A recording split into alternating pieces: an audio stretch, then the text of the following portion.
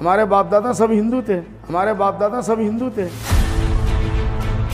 दोस्तों, एक बार फिर से स्वागत है आपका प्रजापति न्यूज में।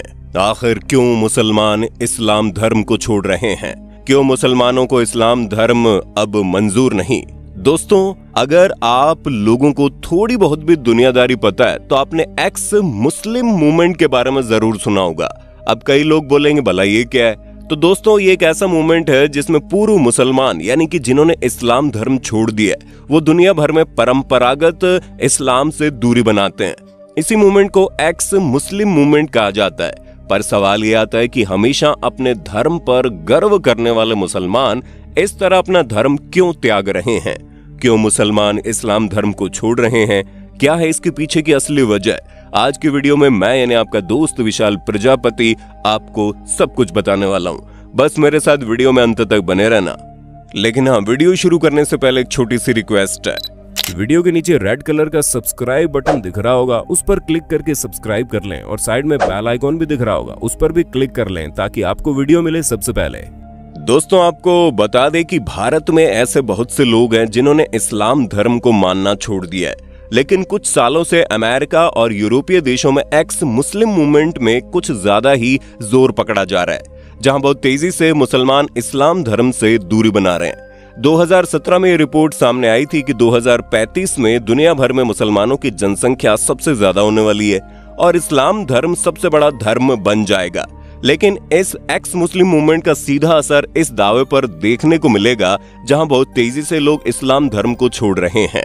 और अगर यही चलता रहा तो इस्लाम धर्म कभी भी आबादी के मामले में सबसे बड़ा धर्म नहीं बन पाएगा।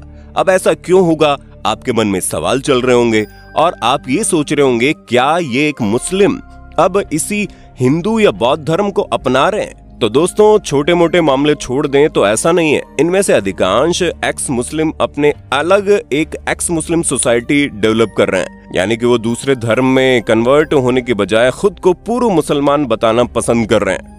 अब सबसे बड़ा सवाल ये खड़ा होता है कि जब इन्हें इस्लाम धर्म पसंद नहीं आ रहा तो ये इस्लाम धर्म छोड़कर कोई दूसरा धर्म क्यों नहीं अपना रहे? क्यों खुद को पूर्व मुसलमान कहते हैं? तो दोस्तों, ये जितने भी लोग इस्लाम धर्म को छोड़ रहे हैं, इन्हें इस्लाम से नहीं बल्कि इस धर्म के अंदर बनाए गए कुछ उसूलों से, कुछ रोक टोक और बहुत कुछ कट्टर विचारों से परेशानी है। दोस्तों, मिसाल के तौर पर अगर हम बात करें तो केरल में रहने वाली साफिया जन्म से ही मुसलमान थी, लेकिन अब उनको इस्लाम में विश्वास नहीं रहा। ये खुद को एक्स मुस्लिम कहती है। इतना ही नहीं, एक्स मुस्लिम ऑफ केरला संगठन की कर्ता धर्ता भी है। साफिया इसलिए सुर्खियों में आई क्योंकि इन्होंने सुप्रीम कोर्ट में एक याचिका दायर की, जिसमें साफिया ने अपने पिता की संपत्ति में भारतीय उत्तराधिकार अधिनियम 1925 के तहत हिस्सा मांगा है। साफिया की मांग है कि उनका उत्तराधिकार मुस्लिम पर्सनल लॉ एप्लीकेशन एक्ट 1937 से ना तय हो। साफिया का यह भी कहना है कि उनके पिता भी नॉन प्रैक्टिसिंग मुसलमान है, यानी कि वो भी इस्लाम धर्म को नहीं मानते, इसलिए उनका उत्तराधिकार भारतीय कानून के हिसाब से होना चाहिए। आपको बता दें, साफिया की याचिका स्वीकार कर ली गई है और सुनवाई की तारीख भी दे दी गई है। अब इन मामलों में जिन कड़ियों को सुलझाया जाना है वो ये है कि जो एक्स मुस्लिम है उन पर शरिया कानून लागू होगा या नहीं। एक्स मुस्लिम को सेकुलर लॉ का लाभ किस आधार से मिलेगा? साफिया के केस में तो उनके पिता के दो ही वारिस हैं, एक तो साफिया और दूसरा उनका भाई जो कि बीमारी से ग्रसित है। बीमार भाई की जिम्मेदारियां भी साफिया के ऊपर ही हैं। ऐसे में एक मुसलमान होने के नाते साफिया का इन जिम्मेदारियों को संभाल पाना मुश्किल हो रहा है। साफिया की इस्लाम धर्म के नियम कानून से दो बड़ी आपत्तियां हैं, जहां पहले तो मुस्लिम पर्सनल लॉ में बेटियों से गैर बराबरी और भेदभाव है, और दूसरी आपत्ति है कि मुस्लिम पिता चाहकर भी बेटियों को बराबर का हक नहीं दे सकते। इसलिए साफिया भारतीय कानून के हिसाब से चलना चाहती है। और दोस्तों, ये कोई पहला मामला नहीं है, ऐसे कई सारे मामले अदालत में पहुंचे और इसी दुविधा में पड़े रहते हैं कि मुस्लिम पर्सनल लॉ के होते हुए किसी मुस्लिम को भारतीय उत्तराधिकार कानून का लाभ कैसे दे दिया जाए। अगर हम मुस्लिम पर्सनल लॉ पर अमल करें तो साफिया के केस में अपने पिता की वसीयत में साफिया का भाई 66% का हिस्सेदार है, जबकि साफिया सिर्फ 33% की हकदार है। शरीयत कानून के मुताबिक बेटी का हिस्सा बेटे से आधा ही होगा। किसी कारणवश भाई के न रहने पर उसका 66% हिस्सा साफिया को बिल्कुल भी नहीं मिलेगा। इस तरह की कंडीशन में पिता के रिश्तेदारों का इस 66% हिस्से पर हक होगा, यानी कि पिता चाहकर भी अपनी बेटी को अपनी संपत्ति का पूरी तरह से अधिकारी नहीं बना सकता। दोस्तों, इस पूरे मामले में साफिया कहती है कि ये भेदभाव मुस्लिम कानून में हर जगह है। जहां भी एक पुरुष और एक महिला एक रिश्ते में आते हैं तो महिला को पुरुष का आधा हिस्सा ही मिलता है। माता पिता के रिश्ते में पिता को जितना मिलता है उसका आधा हिस्सा माँ को मिलता है, बेटी को बेटे से आधा हिस्सा मिलता है, पति को जितना हिस्सा मिलता है पत्नी को उससे आधा ही मिलता है। जब हम इस सेकुलर नजरिए से देखते हैं तो ये महिलाओं से सीधा सीधा भेदभाव है। साफिया यहाँ पर न केवल अपने हक की बात कर रही है बल्कि वो ये भी कह रहे हैं कि मुस्लिम पर्सनल लॉ के हिसाब से महिलाओं के साथ जो भेदभाव होता है वो काफी सारी सिचुएशन में उन पर भारी पड़ जाता है।